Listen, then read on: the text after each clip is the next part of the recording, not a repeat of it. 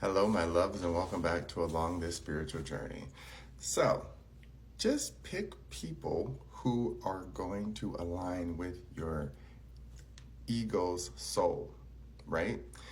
This one's a new one. I'm sure most people don't think about your soul's ego, but your soul has an ego because this is those voices that you hear going back and forth where you're like, well, I really want to do this, the human avatar, right? This is what makes me comfortable. This is what I'm used to. And then there's a voice in your head that's like, no, I want to do this. And then I want to do this. And we talk about the devil and the angel. Okay.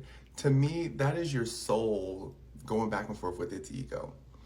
Because if me, the avatar, knows, let's say, I love hanging out with anybody and everybody, but this group of friends loves to drink and I don't want to drink, right? I can go hang out in that group of friends and they can drink all day and I'll be just fine. If my soul's ego is like, well, I want to have fun too, I want to drink, and I'm like, we're fine, we don't need it. But my soul is like, I'm convinced that I deserve this, I should have this. That to me is soul ego because distortion belongs to the dark side of the soul. The soul is a dark side of us that none of us can really see, right? So it has its shadow side too. So when you understand that if it becomes a decision that is distorted just based on emotional distortion, that is your soul's ego. So in that situation, as I said, if I'm sitting there happy as can be, content, just fine, everyone knows that I don't drink, but they're happy that I'm there, that's great. These are my people. This is my tribe. If someone in that group was like, come on, drink, come on, you're so boring, you're so lame, and I'm still fine, okay, go do you. That's your distortion of your drunk ego. Now, if my ego, of my soul is like, oh, they're right though. Like you had a long week, you didn't do anything. You deserve that drink. But I physically know that I physically will get sick. I don't want to do it. But I convince myself with my soul's distortion that I should drink. And now I do it. And now I'm waking up the next day feeling sick, bank account depleted, not happy with myself. And it's like, I should have trusted that instinct. Remember that? Everyone has that gut instinct that's like, no, don't do it. That's not your devil and your angel. That is you, the physical body, saying, I don't want to do this. And then when the physical body speaks to its own ego, which is, do I need to do this to fit in? No. Right there, that's autonomy.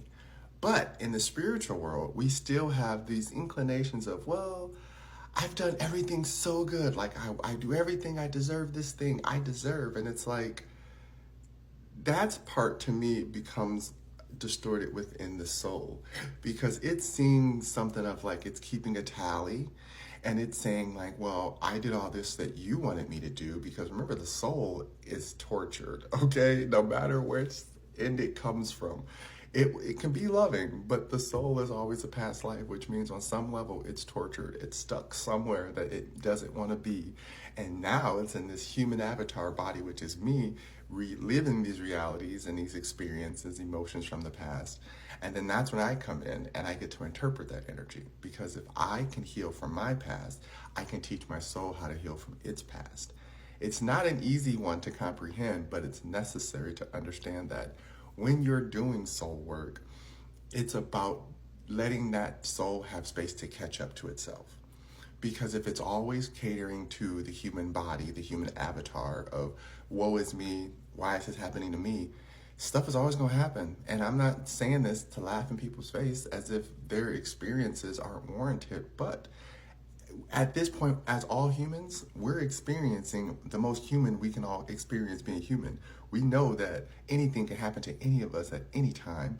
We're all going to pass from this earth one day. So the reality is, no matter how much we dress it up and try to make ourselves feel more educated or more glamorous, it's all going to go away one day. So paying attention to how your soul speaks to you and how your soul is interpreting energy of what you're experiencing tells you what part of your journey you're on. For me, my dad, he was a boozy. He drank all the way till he passed, right? I learned that I never wanted to be that. It's not that I judged him for drinking. I didn't want to be someone who only needed drinking to be able to function, right? Do what you want to do with your body, but if it gets to the point where you can't function, Now it's the avatar giving up on the soul's path because the soul is no longer trusted by the ego, because the ego's like, you told me that if I would drink, I would fit in and I would be accepted and I would be loved. And now I'm here by myself, hungover, no one's checking in, no one cares, right? And the soul's like, my bad, my bad. But we have fun though, right? And it's like, this is what soul work is about. You want to trust this thing that's inside of your body. The human avatar has to be smart enough to know who to trust and who to believe, and it starts with yourself. You know all that self-love we talk about? Self-trust, that's where it begins too. Because when you have trust in the things that flow through you, the thoughts that flow through you, the emotions that come through you through situation, happenstance, and you, the avatar, can say, yes or no, this is good for me, then the soul can see where it's past, it said, ooh, I picked the opposite. Thank God I'm in this avatar, because that last time I picked the opposite, I walked off a cliff and I was gone and I had to start all over again. If you believe in this stuff, that's just how it goes. It's a video game. So paying attention to how you make connections with people and how you make connections with yourself is, again, what's important to keeping your soul alive and keeping your avatar alive. And so the same thing with friendships and relationships. You want to pick people that you vibe with. You don't want to just pick people based on aesthetic, because that soul that you're hanging out with might not actually like your soul. And in a past life, they was beefing. And somehow that's when people be like, I don't know why I don't like this person. Like, they're the best person, but I don't like them. Because your souls is beefing. And that's where I say those avatars don't need to be around each other. That's when people accidentally hurt their friends, right? Because of some random jealousy that sparks up.